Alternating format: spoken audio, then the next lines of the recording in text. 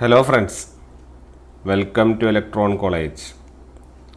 നമ്മൾ ഡിസ്കസ് ചെയ്യുന്നത് power system topics ആണ്.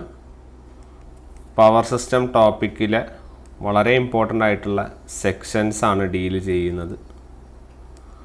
അതിൽ തന്നെ ഏറ്റവും ഇമ്പോർട്ടൻ്റ് ആയ ഒരുപാട് സെക്ഷൻസ് നമ്മൾ ഡീൽ ചെയ്ത് കഴിഞ്ഞു. ഇനി നമ്മൾ ഡീൽ ചെയ്യാൻ പോകുന്നത് ട്രാവലിംഗ് വേവ്സിൻ്റെ കൺസെപ്റ്റ് നമ്മൾ പഠിച്ചിരുന്നു അല്ലേ, travelling വേവ്സിൻ്റെ concept.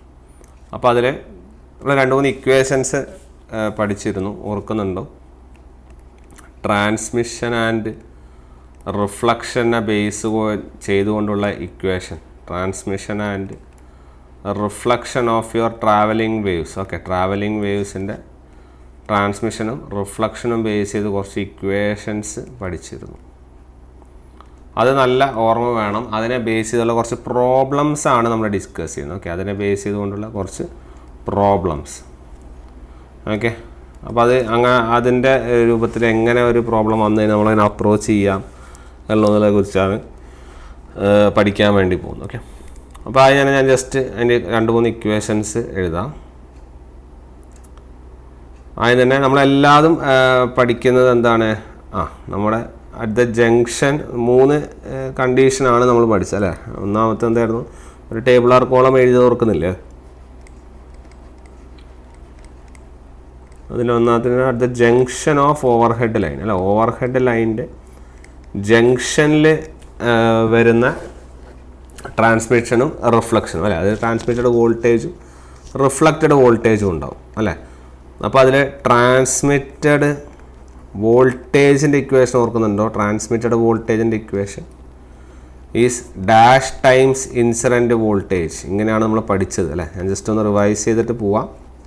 Transmitted voltage equal to dash times incident voltage എന്ന് പറഞ്ഞാൽ it is 2 × Z2 divided by Z1 plus Z2. ശരിയല്ലേ? ഇനി ഇതുപോലെ ട്രാൻസ്മിറ്റഡ് കറണ്ട് ആണെങ്കിലോ, ട്രാൻസ്മിറ്റഡ് കറണ്ട് ആണെങ്കിൽ that is equal to dash into incident current. അങ്ങനെയാണെങ്കിൽ ഉത്തരം എന്ത് വരും? 2 × Z1 divided by Z1 plus Z2. Clear? ഇനി റിഫ്ലക്റ്റഡ് വോൾട്ടേജ് ആണെങ്കിലോ, reflected voltage is equal to dash times incident voltage, dash times incident voltage എന്നും. അതുപോലെ തന്നെ reflected current equal to dash times incident current. ഇതാണ് നമ്മൾ ഡീൽ ചെയ്ത formulas അല്ലേ. Reflected voltage equal dash time incident voltage എന്ന് പറഞ്ഞാൽ Z2 minus Z1 divided by Z1 plus Z2. അതുപോലെ തന്നെ reflected current is equal to Z1 minus Z2 divided by Z1 plus Z2. ഇതിലെ Z1ഉം Z2ഉം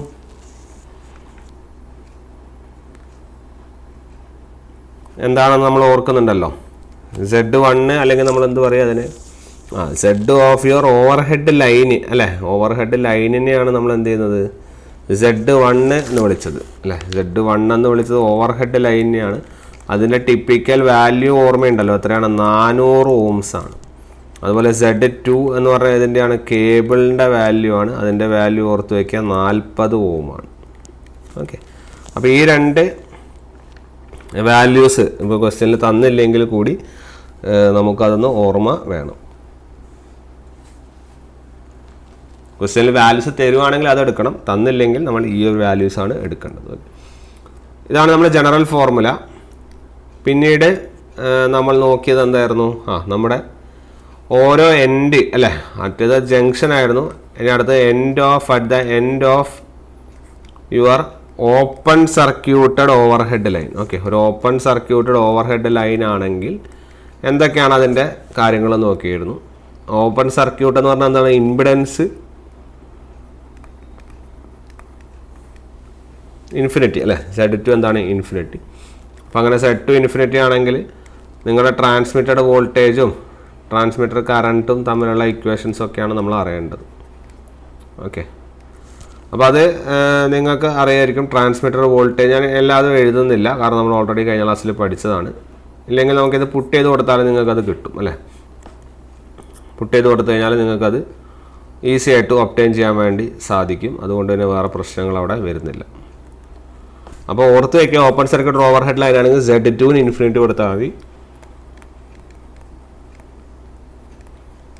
അതുപോലെ at the end of your short circuited overhead line ആണെങ്കിൽ, okay, short circuited overhead line ആണെങ്കിൽ Z2 0 ആണ്. Okay, Z2 എന്താണ്? 0 ആണ്. Clear? അപ്പോൾ ഇത് കൊടുക്കുമ്പോൾ ആ കോഎഫിഷ്യൻസ് അനവധി വാല്യൂ വരുന്നുണ്ട്. അതായത് transmitted voltage equal to dash times your incident voltage എന്ന് വെച്ചാൽ 2 ആണ്. Reflected voltage dash times incident voltage എന്ന് വെച്ചാൽ 1 ആണ്. Transmitted current is equal to dash in incident current എന്ന് വെച്ചാൽ 0 ആണ്. Reflected current is equal to dash in incident current എന്ന് വെച്ചാൽ -1 ആണ് അല്ലേ. അതുപോലെ തന്നെ അത് ഏതിൻ്റെ case? Open circuit overhead ലൈൻ്റെ കേസ്. ഇനി ഷോർട്ട് സർക്യൂട്ട് ഓവർ ഹെഡ് ലൈൻ്റെ കേസിലോ? അതിൽ transmitter voltage equal to 0 into incident voltage, reflected voltage equal to -1 into incident voltage. അതുപോലെ transmitter current is equal to 2 into incident current, reflected current is equal to 1 into incident current. Okay, അപ്പോൾ ഇത്രയും quantities നിങ്ങൾക്ക് അറിയില്ലെങ്കിൽ ഒന്ന് just ഒന്ന് brush up ചെയ്ത് വെക്കാം, അതൊന്ന് നോക്കുക. ഓക്കെ, ഇനി ഇതിൻ്റെ ബേസ് ഒക്കെ ചെയ്തുള്ള നമുക്ക് കുറച്ച് പ്രോബ്ലംസ് ആണ് ഡിസ്കസ് ചെയ്യേണ്ടത്. അപ്പോൾ പ്രോബ്ലംസ് എങ്ങനെ തരും എന്ന് പറഞ്ഞു കഴിഞ്ഞാൽ, ഇപ്പോൾ ഞാൻ ക്വസ്റ്റ്യൻ്റെ ഹിൻറ്റുകൾ തരാം, എന്നിട്ട് ഹിൻറ്റുകൾ തന്നിട്ട് നിങ്ങൾക്ക് എന്ത് ചെയ്യാം? അറ്റംപ്റ്റ് ചെയ്യാം. ഓക്കെ, ആദ്യത്തെ ക്വസ്റ്റ്യൻ ഇതായിരിക്കും, ഒരു travelling wave. Okay, travelling wave, എല്ലാ ക്വസ്റ്റ്യൻ്റെയും സ്റ്റാർട്ടിംഗ് ഒക്കെ ഏകദേശം ഈ ഒരു മെത്തേഡിൽ തന്നെ ആയിരിക്കും. ട്രാവലിംഗ് വേവ്, ലൈറ്റ്നിങ് ഉണ്ടാവുന്നു. എല്ലാം മിക്ക ക്വസ്റ്റ്യനും ലൈറ്റ്നിങ്ങോ അല്ലെങ്കിൽ എന്തെങ്കിലും ഫിനോമിന ആയിരിക്കും. മിക്ക ക്വസ്റ്റ്യനും travelling wave due to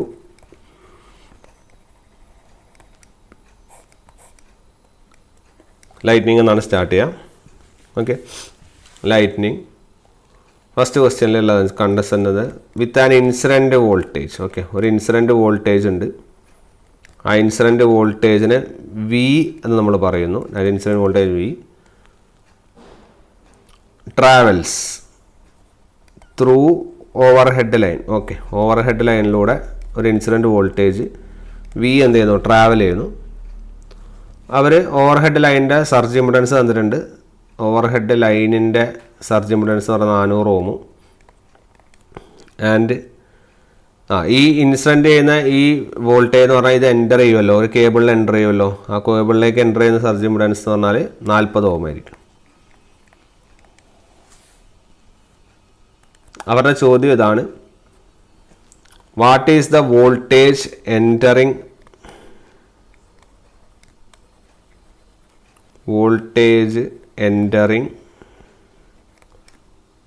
at the junction.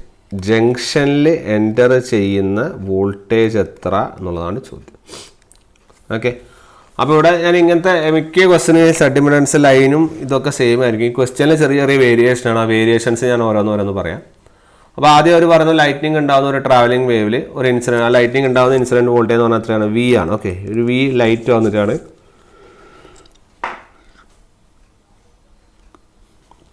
അടിക്കുന്നത്. അപ്പോൾ what is the voltage entering at the junction? ജംഗ്ഷനിൽ എൻ്റർ ചെയ്യുന്ന വോൾട്ടേജ് എന്താണ് എന്നുള്ളതാണ് ചോദിക്കുന്നത്. ഓക്കെ, അപ്പോൾ ആദ്യം തന്നെ നമ്മൾ മനസ്സിലാക്കുക, ഇവിടെ 2 ഇമ്പിഡൻസുകളുണ്ട്. അതാണ് ആദ്യം നമ്മളെ അറിയേണ്ട പോയിന്റ്.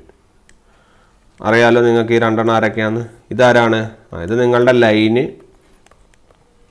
ഇത് നിങ്ങളുടെ കേബിള്.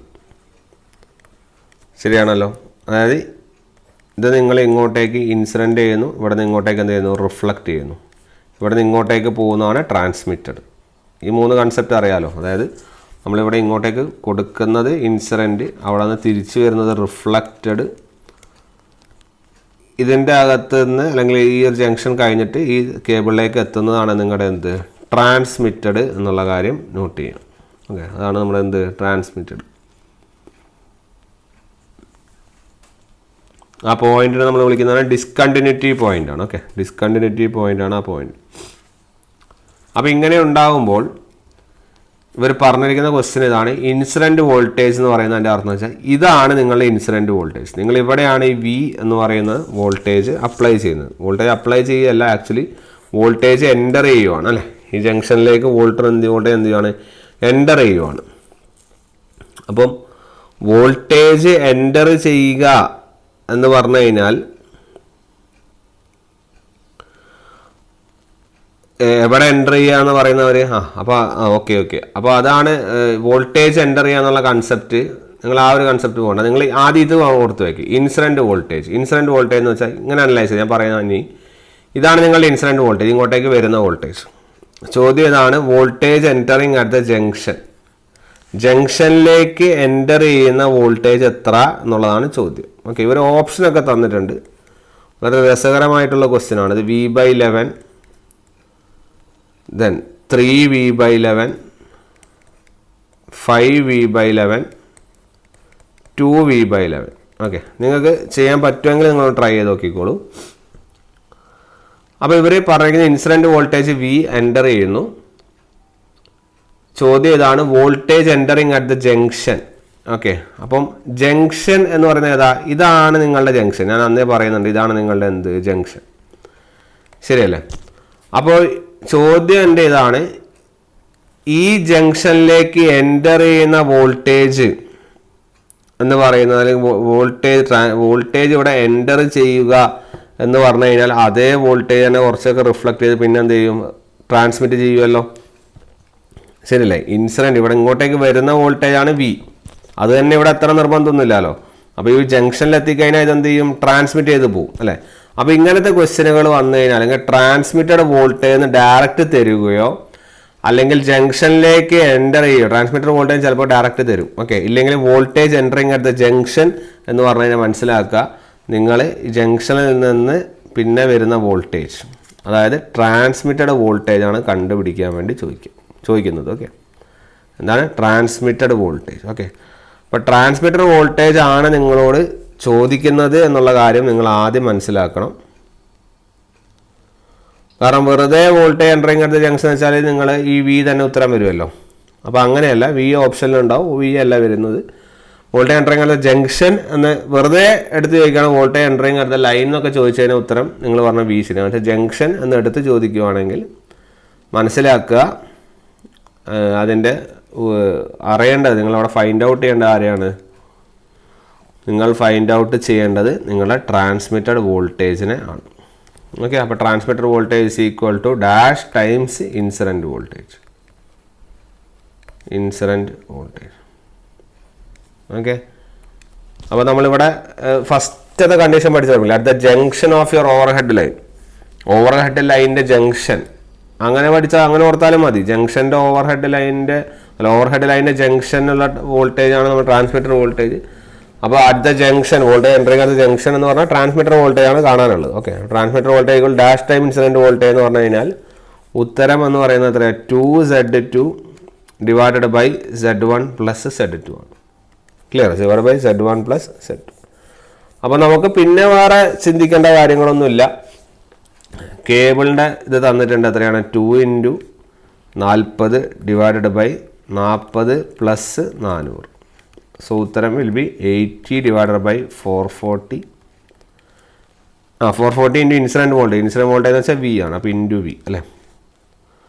അപ്പോൾ നമുക്ക് എത്ര കിട്ടും? 8/44 അഥവാ 4 കൊണ്ട് മൾട്ടിപ്ലൈ ചെയ്ത് കഴിഞ്ഞാൽ എത്ര കിട്ടും? 2/11 ഇൻറ്റു V. എത്ര? 2/11 ഇൻറ്റു V. അപ്പോൾ ഉത്തരം ഏതാണ്? Option D. ക്ലിയർ? അങ്ങനെ വളരെ ഈസി ആയിട്ട് നിങ്ങൾക്ക് എന്ത് ചെയ്യാം, ആ ക്വസ്റ്റ്യനെ സോൾവ് ചെയ്യും. ഓക്കെ, ഇനി ഇത് ഇങ്ങനെ ചോദിക്കാം, അല്ലെങ്കിൽ നിങ്ങളോട് ട്രാൻസ്മിറ്റഡ് വോൾട്ടേജ് എന്ന് തന്നെ എടുത്ത് ചോദിക്കുകയാണെങ്കിൽ നിങ്ങൾ ട്രാൻസ്മിറ്റർ വോൾട്ടേജ് എടുത്താൽ മതി. Okay, transmitter voltage. ഓക്കെ, ഇനിയിപ്പോൾ ഒരു ക്വസ്റ്റ്യൻ പറയാൻ ഒരു സംവാട്ട് ഒരു 500 kV സർജ് അല്ലെങ്കിൽ 500 kV ലൈറ്റ്നിങ് വോൾട്ടേജ് നിങ്ങൾ ഓവർഹെഡ് ലൈനിൽ ട്രാവൽ ചെയ്യുന്നുണ്ട്. അത് കേബിളിൻ്റെ ജംഗ്ഷൻ്റെ അടുത്തേക്ക് പോകുന്നുണ്ട് എന്ന് ചോദിച്ചാൽ ട്രാൻസ്മിറ്റർ വോൾട്ടേജ് ചോദിച്ചാൽ നിങ്ങൾക്ക് ഈസി ആയിട്ട് കണ്ടുപിടിക്കാമല്ലോ, അല്ല? കാരണം ഇവിടെ ഇൻസിഡൻറ്റ് വോൾട്ടേജ് V എന്ന് തന്നുകൊണ്ടാണ്. എല്ലാ ക്വസ്റ്റ്യനിലും V എന്ന് തരണമെന്നില്ല, വേറെ എന്തെങ്കിലും ഒരു വോൾട്ടേജ് എന്ന് പറഞ്ഞിട്ട് നിങ്ങൾക്ക് എന്ത് ചെയ്യാം, ചോദിക്കാം. ഓക്കെ, അപ്പോൾ അങ്ങനെ ആയാലും വളരെ ഈസി ആയിട്ട് നിങ്ങൾക്ക് സ്കോർ ചെയ്യാവുന്ന ഒരു ടൈപ്പ് ഓഫ് ക്വസ്റ്റ്യൻ ആണ്. ഓക്കെ, പിന്നെ എളുപ്പമാർഗത്തിന് വേണമെങ്കിൽ കുറച്ചും കൂടി എളുപ്പമാണെങ്കിൽ ഓർത്ത് വയ്ക്കുക, എപ്പോഴും ഒരു ലൈനിൻ്റെയും കേബിളിൻ്റെയും വാല്യൂസ് ഇതാണ് തരുന്നതെങ്കിൽ, ഇത് 400 ഉം 40 ആണ് തരുന്നതെങ്കിൽ transmitter voltage will be equal to 2/11 into V. ഇതെപ്പോഴും ഓർത്ത് വെച്ചേക്ക്. ഓക്കെ, അപ്പോൾ ഈ വി എത്രയാണോ തന്നത് അത് ഡയറക്റ്റ് സബ്സ്റ്റിറ്റ്യൂട്ട് ചെയ്താൽ മതി. ഓക്കെ, ഇപ്പോൾ 500 ആണെങ്കിൽ 500 എന്ത് ചെയ്താൽ സബ്സ്റ്റിറ്റ്യൂട്ട് ചെയ്താൽ നിങ്ങൾക്ക് എന്ത് ചെയ്യാം, ഉത്തരം കിട്ടും. ക്ലിയർ അല്ലേ? അപ്പോൾ അതൊന്ന് ഓർത്ത് വയ്ക്കുക. അത് വളരെ ഇമ്പോർട്ടൻ്റ് ആയിട്ടുള്ളൊരു ചോദ്യമായിട്ട് വരാൻ സാധ്യത ഉണ്ട്. ഓക്കെ, ഈ ട്രാൻസ്മിറ്റർ വോൾട്ടേജിൻ്റെ കേസിൽ വരുന്ന. ഇനി അടുത്ത ഒരു ചോദ്യം. അപ്പോൾ എല്ലാ ചോദ്യത്തിലും ഇതേ സിമിലർ സംഭവം തന്നെയാണ്, ഈ ട്രാവലിംഗ് വേവ് ലൈറ്റിനിങ്. അതാണ് ഞാൻ ചോദ്യം നമുക്ക് ചോദ്യ രൂപത്തിൽ നമുക്ക് ആവശ്യമില്ലാത്തതാണ്, കാരണം എല്ലാത്തിലും ഈ ഇമ്പിഡൻസൊക്കെ സെയിം തന്നെയാണ്. ഓക്കെ, അപ്പം ഇനി മുതൽ ചിലപ്പോൾ ഞാൻ ഇമ്പിഡൻസ് ചെയ്തില്ല, ഞാൻ മിക്കതിലും എല്ലാത്തിലും ലൈനിൻ്റെ സർജ് ഇമ്പിഡൻസ് 400 ഓമും കേബിളിൻ്റെ സർജ് ഇമ്പിഡൻസ് 40 ഓം തന്നെയാണ് എടുക്കുക. ഓക്കെ, അപ്പോൾ അതൊന്ന് ഓർത്ത് വെച്ചേക്ക്. ചിലപ്പോൾ കേബിളിൻ്റെ വാല്യൂ തരാത്ത ക്വസ്റ്റ്യൻ ആണെങ്കിൽ അത് അതിനനുസരിച്ച് നിങ്ങൾ എന്ത് ചെയ്യാം, എടുക്കാം. ഓക്കെ, ഇനി ഒരു ചോദ്യം, ഒരു ജനറൽ ക്വസ്റ്റ്യൻ ഞാൻ ഫ്രെയിം ചെയ്യുവാണ്. അതായത് നിങ്ങൾക്ക് ഇങ്ങനെ 2 ഇത് തന്നിട്ടുണ്ട്. ഓക്കെ, ചിലപ്പോൾ തരാതിരിക്കാം. ഓവർ ഹെഡ് ലൈനിൻ്റെ സർജ് ഇമ്പിഡൻസ് തന്നിട്ടുണ്ട്, എത്ര 400 ഓം തന്നിട്ടുണ്ട്. പിന്നെ ഇവിടുത്തെ സർജ് ഇമ്പിഡൻസ് നിങ്ങൾക്ക് തന്നിട്ടില്ല. ഒരു എക്സാമ്പിൾ ഒരു സെഡ് എന്നുള്ളതാണ്, സെഡാണ് നിങ്ങൾക്ക് ഫൈൻഡ് ഔട്ട് ചെയ്യേണ്ടത്.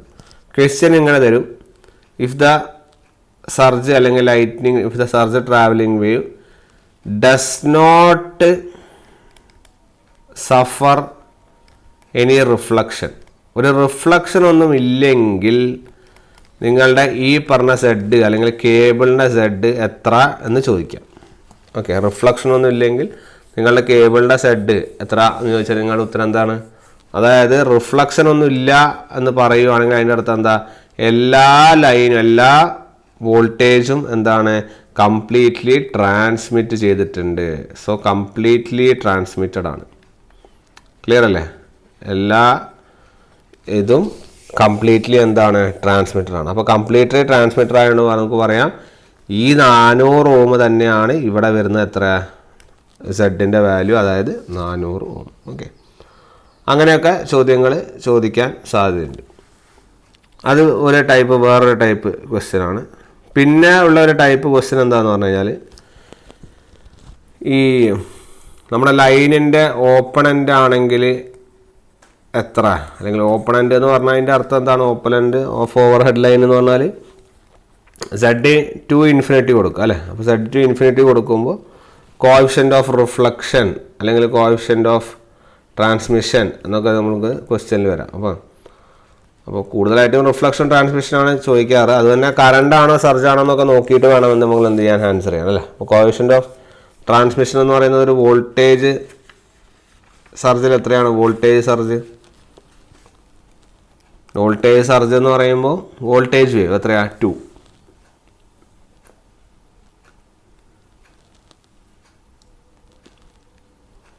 ഇനി കോഎഫിഷ്യൻ്റ് അത് ഏതിൽ? വോൾട്ടേജിൻ്റെ കേസിൽ. ഇനി കറണ്ടിൻ്റെ കേസിലാണെങ്കിലോ 0. ഇനിയിപ്പോൾ കോഎഫിഷ്യൻ്റ് ഓഫ് റിഫ്ലക്ഷൻ ആണ് ചോദിച്ചെങ്കിലോ കോഎഫിഷ്യൻ്റ് ഓഫ് റിഫ്ലക്ഷൻ ആണ് നിങ്ങളോട് ചോദിക്കുന്നതെങ്കിൽ ഇതന്നെ open end line coefficient of reflection is equal to 1 in the case of voltage. അതായത് റിഫ്ലക്റ്റഡ് വോൾട്ടേജ് ആണെങ്കിൽ 1, റിഫ്ലക്റ്റഡ് കറണ്ട് ആണെങ്കിൽ എന്താണ്? -1. ശരിയല്ലേ? റിഫ്ലക്റ്റഡ് കറണ്ട് ആണെങ്കിൽ എന്താണ്? -1. ഓപ്പൺ സർക്യൂട്ട് അല്ലെങ്കിൽ ഓപ്പണൻ്റ് എന്നുള്ള ലെവലിൽ ചോദിച്ചു കഴിഞ്ഞാൽ ക്ലിയർ. ആ ഒരു തരത്തിലുള്ള ചോദ്യങ്ങളും നിങ്ങൾ എക്സ്പെക്ട് ചെയ്താൽ അതും ചോദിക്കാറുണ്ട്. പിന്നെ വരുന്നൊരു ടൈപ്പ് ഓഫ് ക്വസ്റ്റ്യൻ എന്ന് പറഞ്ഞു കഴിഞ്ഞാൽ, ഇപ്പോൾ സപ്പോസ് ഒരു ക്വസ്റ്റ്യൻ ചോദിക്കുകയാണ്, നിങ്ങളുടെ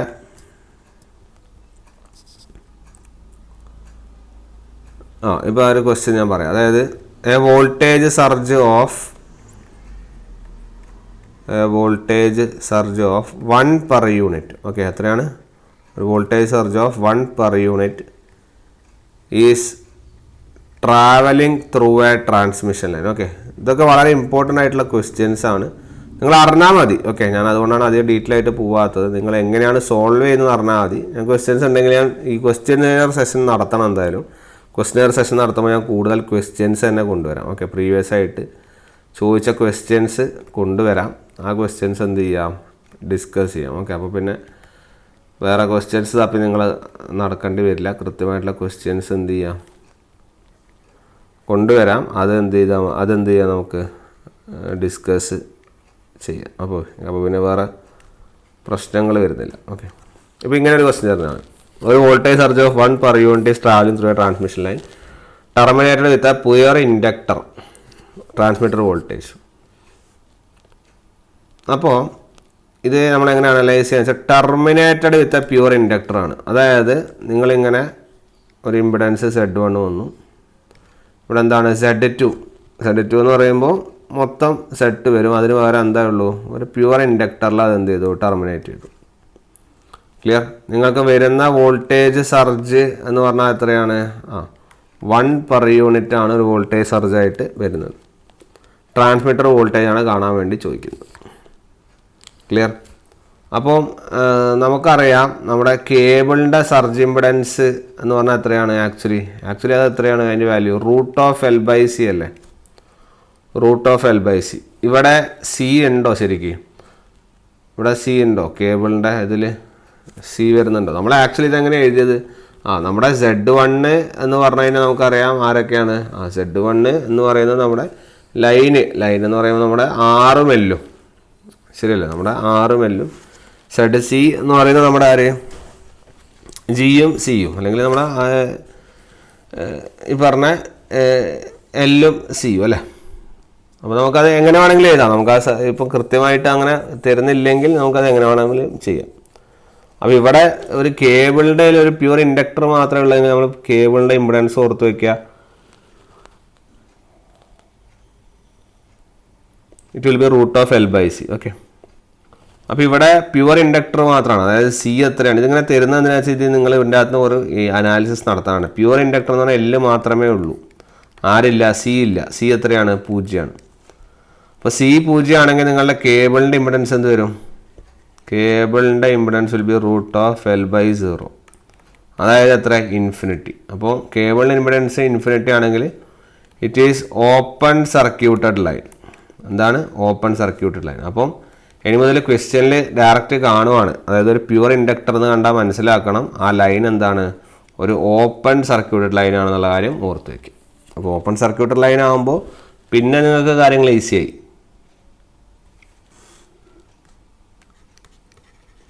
എന്താണ് അവർ ചോദിച്ചിരിക്കുന്നത്? ട്രാൻസ്മിറ്റഡ് വോൾട്ടേജ് ആണ്. Transmitted voltage is equal to dash into നമ്മുടെ ഇൻസിഡൻറ്റ് വോൾട്ടേജ്. ശരിയല്ലേ? ഇതിൻ്റെ ഉത്തരം അറിയുകയാണെങ്കിൽ പ്രശ്നമില്ല. നിങ്ങൾക്ക് ആകെ ഇത് ഓപ്പൺ സർക്യൂട്ട് ലൈൻ ആണെന്ന് മനസ്സിലാക്കി കഴിഞ്ഞാൽ ഇതിൻ്റെ ഉത്തരം ഈസി ആയിട്ട് ചെയ്യാം. ഓപ്പൺ സർക്യൂട്ട് ലൈൻ ആണെന്ന് മനസ്സിലാക്കി കഴിഞ്ഞാൽ നമുക്ക് മനസ്സിലാക്കാം transmitted voltage equal dash incident voltage എന്ന് പറഞ്ഞാൽ ഉത്തരം ഈസ് 2 അല്ലേ?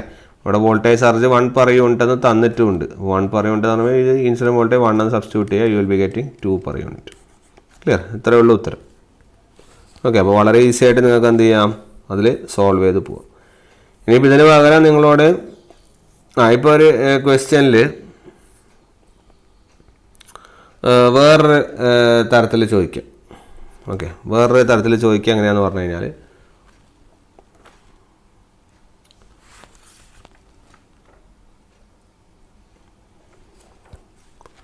ഒരു voltage surge wave.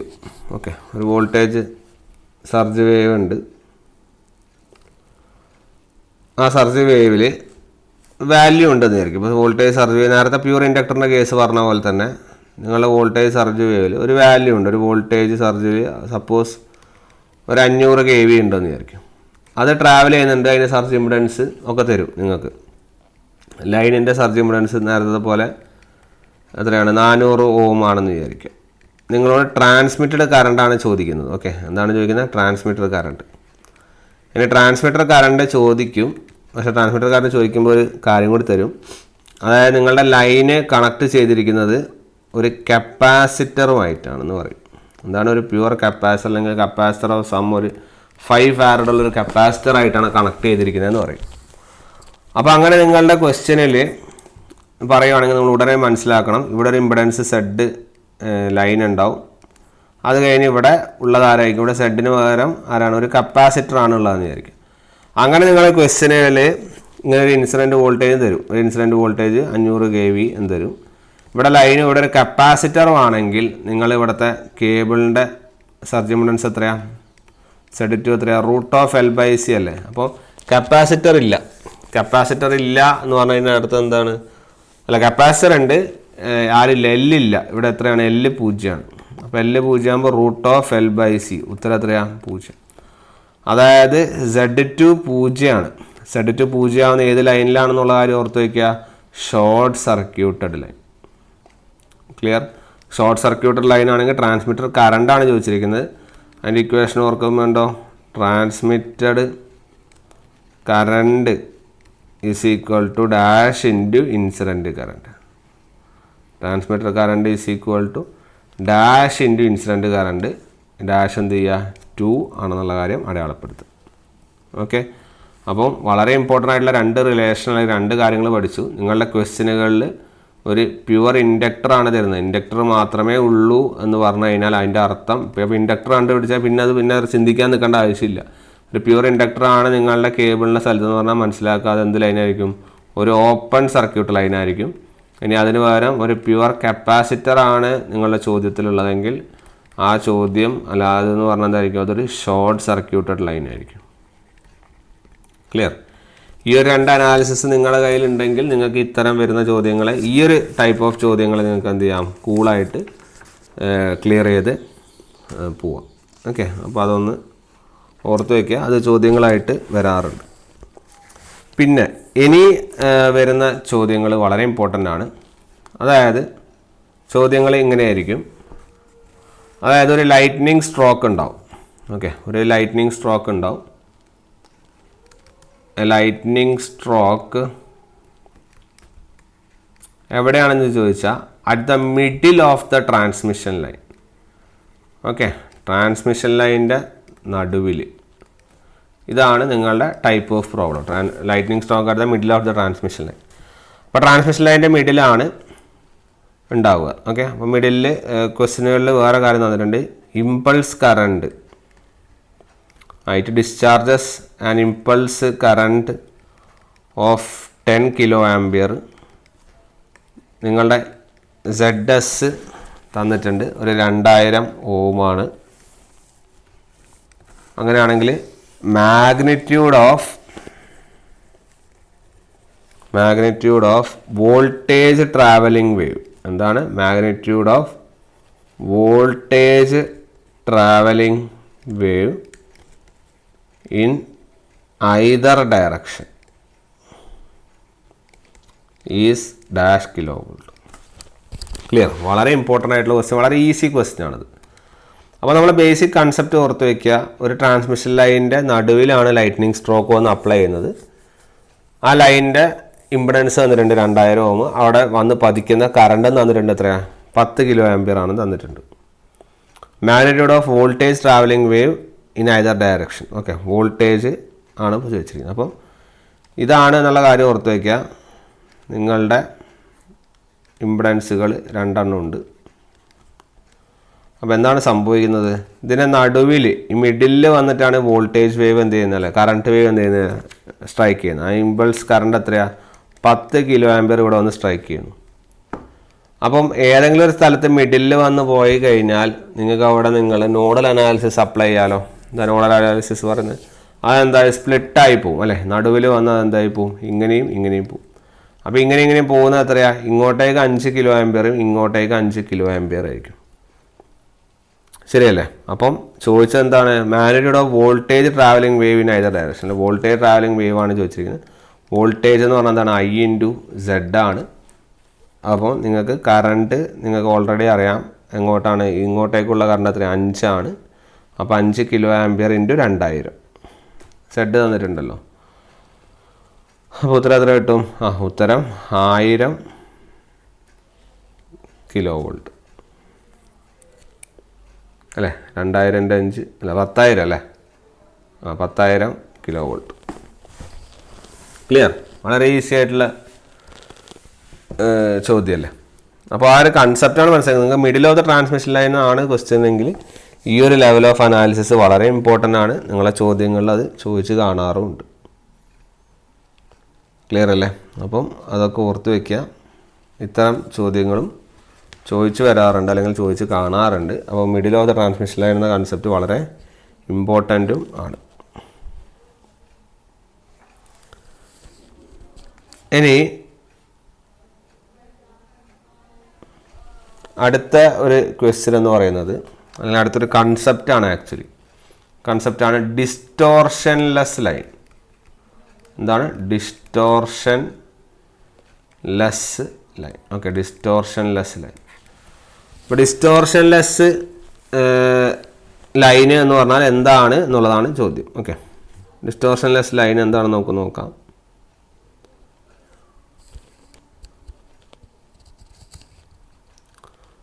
If ഡിസ്റ്റോർഷൻലെസ് line എന്ന് പറഞ്ഞാൽ എന്താണെന്ന് പറഞ്ഞു കഴിഞ്ഞാൽ, അപ്പോൾ ഡിസ്റ്റോർഷൻലെസ് ലൈനിൻ്റെ വേറൊരു 2 സാധനങ്ങൾ ഞാൻ അതിൻ്റെ കൂടെ തന്നെ പറഞ്ഞുതരാം.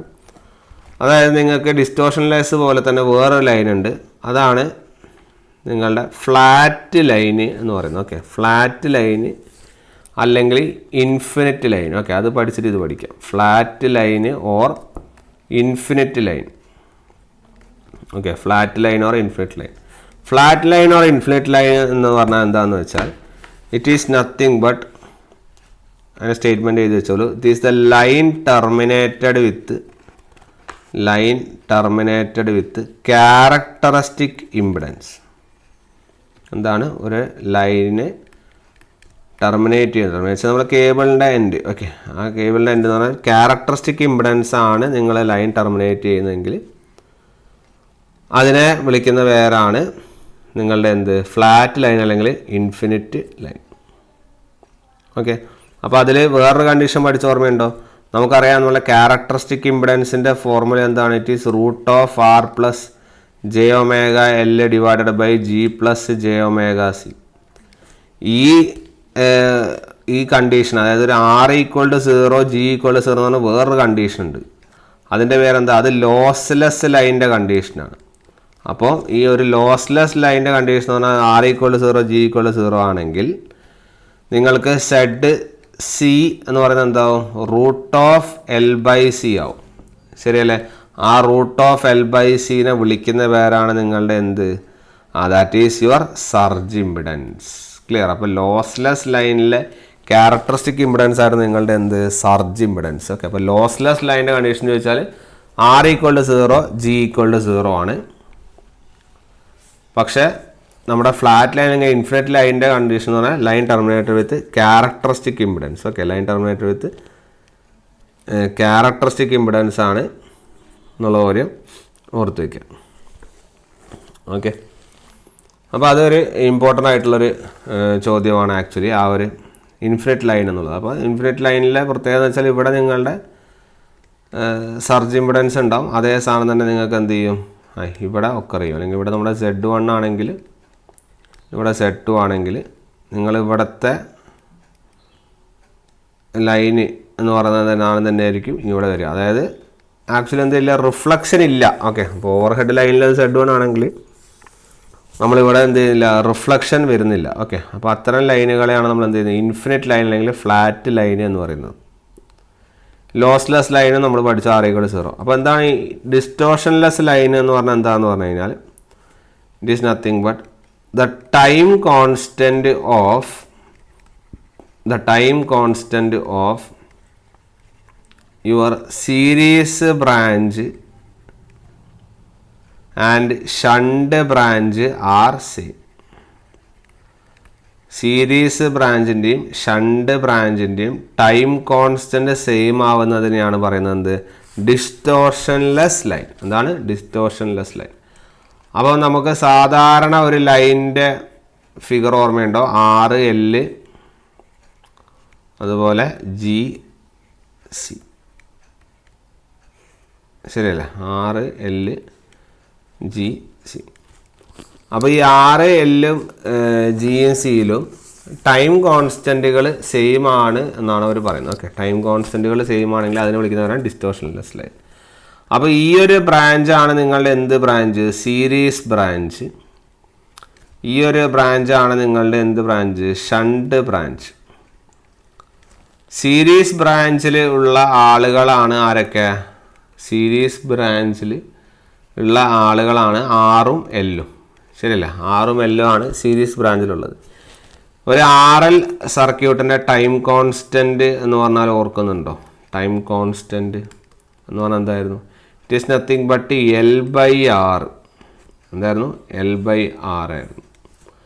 അതുപോലെ ഒരു ഷണ്ട് ബ്രാഞ്ച് എന്ന് പറയുന്നത് ആരൊക്കെയാണ്?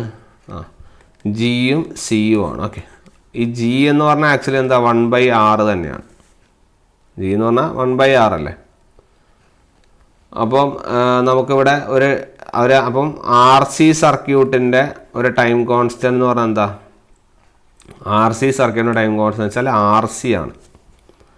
ഓക്കെ, ഇവിടെ ആറിന് പകരം 1/G. അപ്പോൾ എന്താണ്? C/G എന്ന് കിട്ടും. നമുക്ക് RC എന്ന് എഴുതാം, അല്ലെങ്കിൽ എന്ത് ചെയ്യാം? C/G എന്ന് എഴുതാം.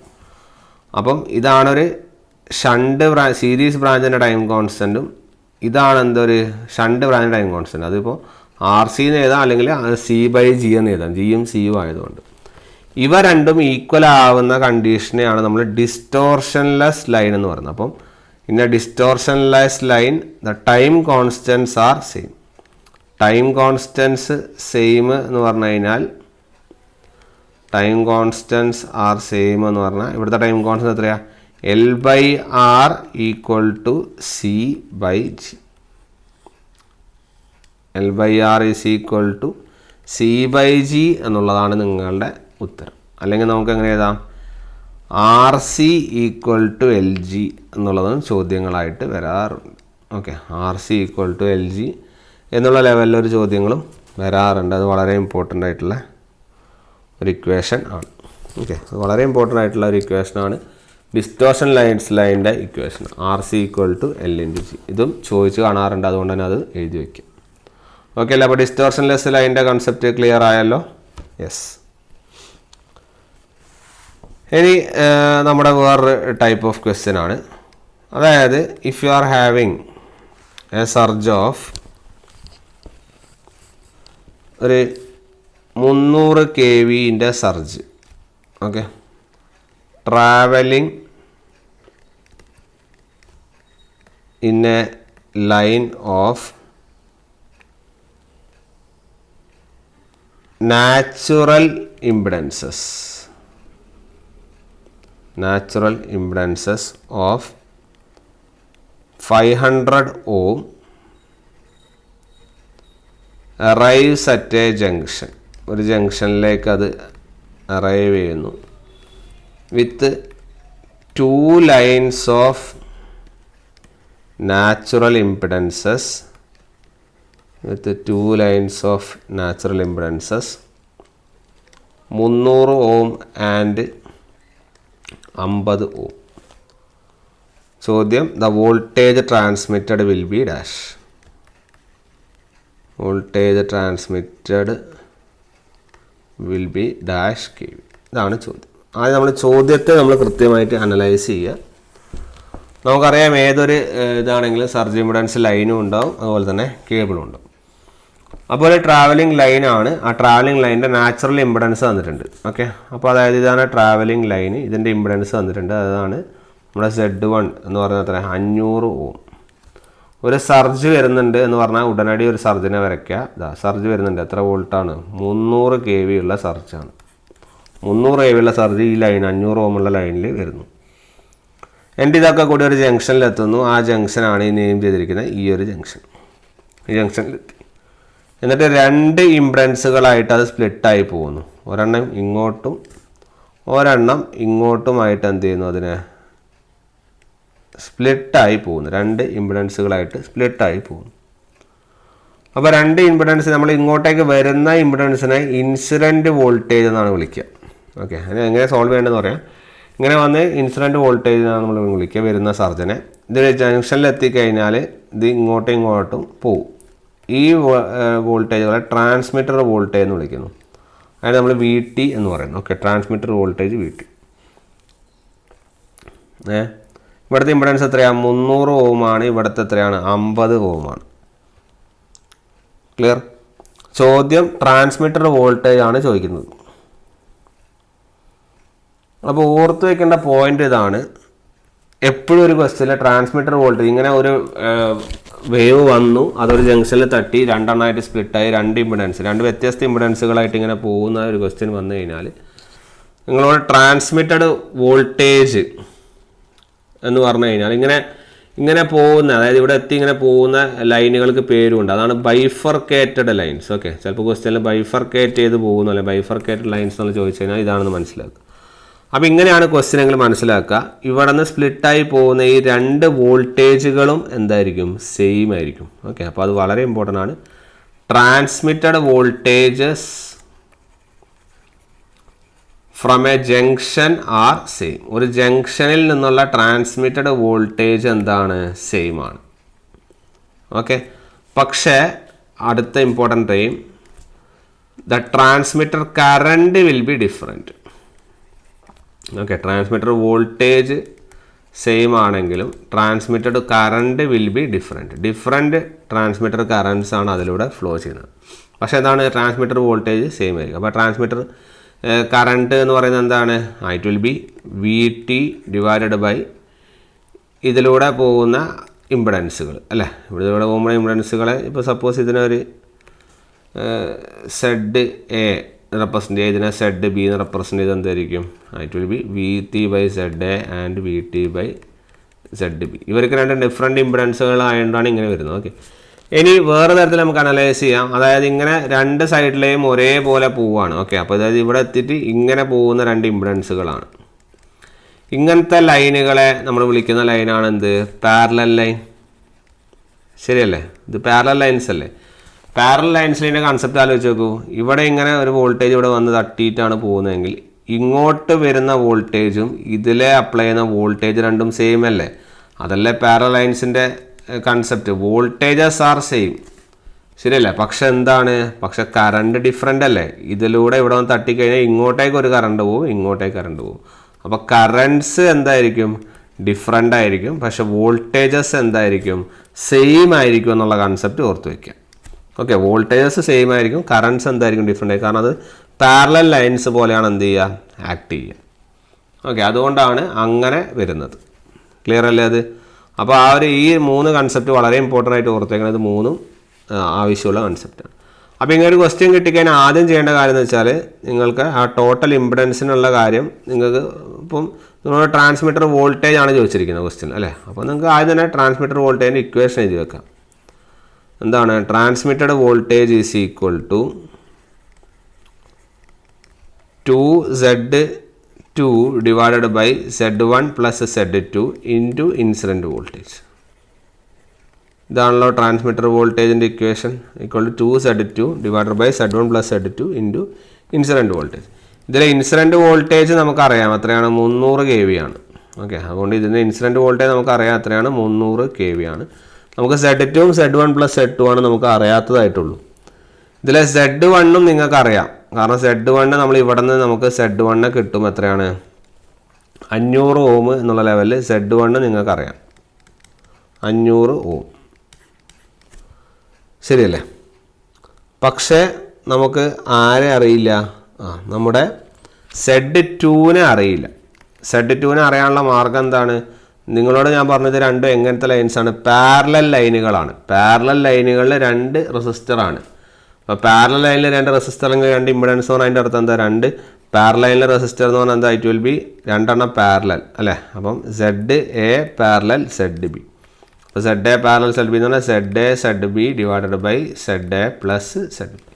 അപ്പോൾ ഉത്തരം എത്ര വരും? ZA എന്ന് പറഞ്ഞാൽ എത്രയാ? ZA എന്ന് പറഞ്ഞാൽ 300 അല്ലേ തന്നിരിക്കുന്നത്, അല്ലേ? ZA എന്ന് പറഞ്ഞാൽ 300, മറ്റേത് 50.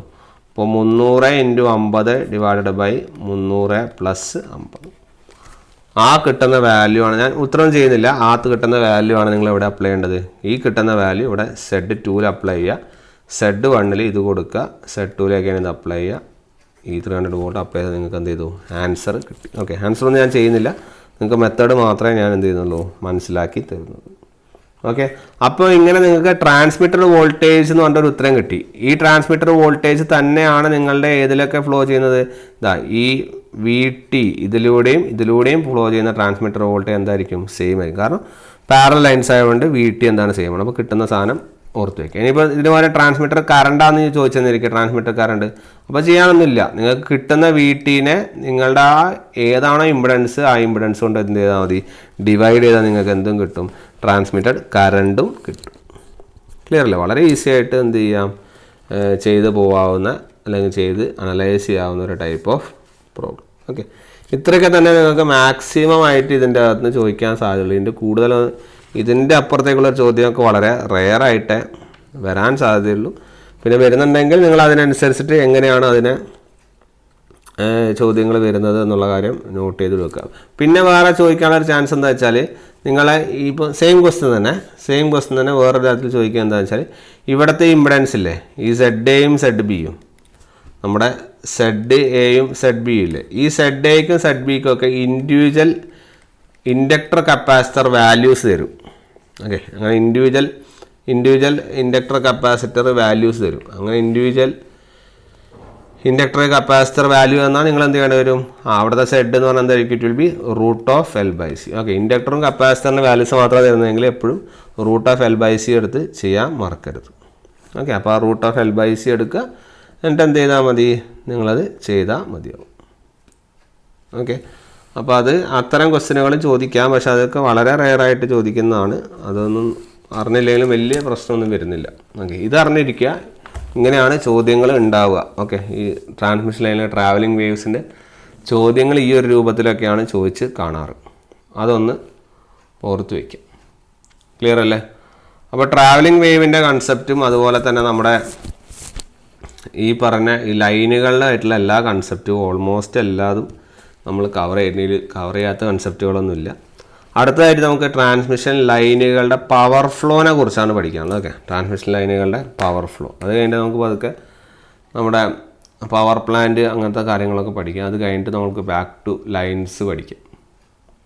അപ്പം ആ ഒരു കാര്യങ്ങൾ നോട്ട് ചെയ്ത് വെക്കുക. നിങ്ങൾ ഈ ട്രാൻസ്മിഷൻ ലൈനിൻ്റെ കൂടുതൽ കൺസെപ്റ്റുകൾ എന്ത് ചെയ്യാം, അടുത്ത വരുന്ന ക്ലാസ്സുകളിൽ എന്ത് ചെയ്യാം, പറഞ്ഞ് തരാം.